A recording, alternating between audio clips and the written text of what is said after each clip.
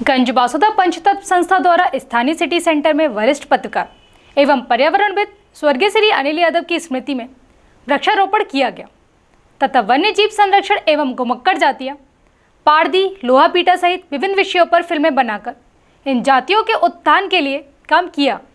वहीं नीलगाय, हिरण, सफेद शेर, अनेक जानवरों एवं बरगद के ऊपर तथा तालाब, बावड़ी और कुएं पर स्वर्गीय यादव द्वारा इन्हें सहेजने पर काफी काम किया गया।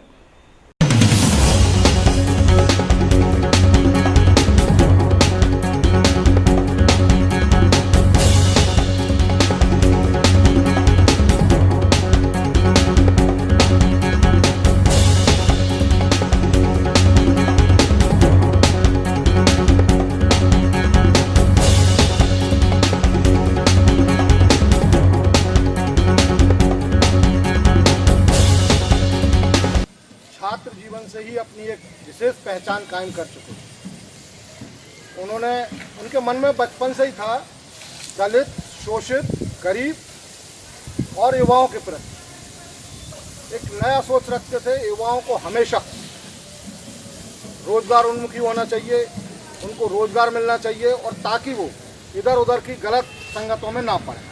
दूसरा, उनका जो सोच होगा वो राष्ट्र सोच बनेगा और राष्ट्र में जाकर वो ही बनेंगे जो बचपन में उन्होंने सोचा है, देखा है और उन्होंने अनुभव किया। इन सब तक काम करते थे अनिल जी। और उसके बाद छात्र में उनकी नेतृत्व क्षमता बहुत ज़बरदस्त थी, इतनी ज़बरदस्त थी कि वो फर्स्ट ईयर में ही गवर्नमेंट कॉलेज हुआ करता था जो आजकल SGS कॉलेज है, उसमें वो प्रेसिडेंट हुए।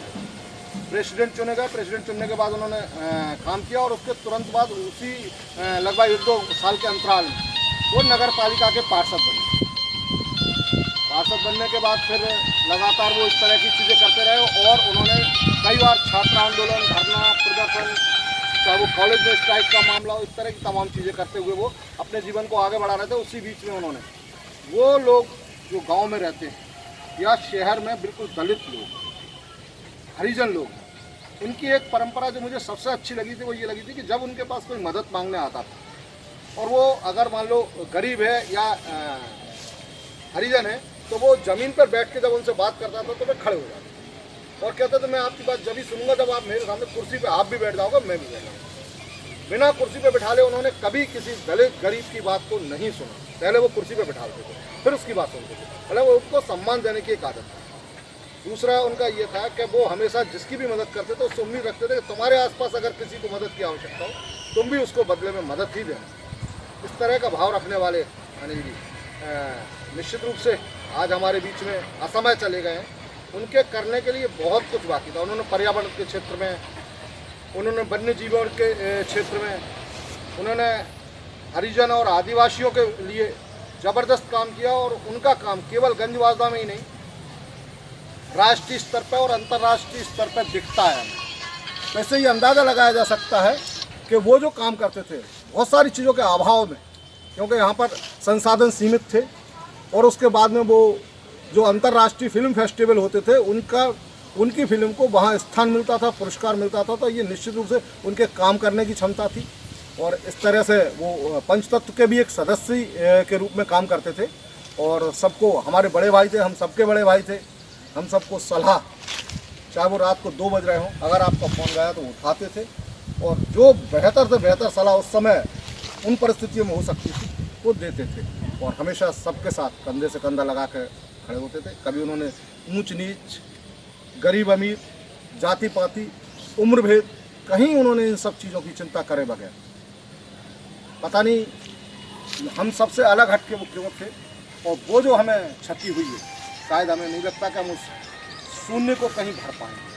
कोशिश हम सबको उनके बताए रास्ते पर चलना चाहिए, करना चाहिए और पंचतत्व वो ही कर रहा है। इस सब के लिए वो पंचतत्व से बहुत ज़्यादा प्रभावित भी थे और काम भी कर रहे हैं। अध्यक्ष जी, आपकी पंचतत्व संस्था के द्वारा क्या कार्यक्रम आयोजित किया जाता है, क्या प्लानिंग की है आपने? आज स्वर्गीय अनिल यादव जी की स्मृति में एक श्रद्धांजलि सभा आयोजित की गई है। वो हमारे पंचतत्व के संरक्षक थे, मार्गदर्शक थे और वरिष्ठ सदस्य थे। आज उनकी स्मृति में एक महुए का पौधा रोपकर उस आगामी बड़े कार्य की शुरुआत की जा रही है, जिसमें उनकी स्मृति में 50 पौधे आम के रोप कर अनिल यादव उद्यान विकसित किया जाएगा। जगह और स्थान अभी निश्चित नहीं है, लेकिन शीघ्र ही हम लोग बैठक करके एक स्थान निश्चित करेंगे और उनकी स्मृति में अनिल यादव उद्यान विकसित करेगा पंचतत्व।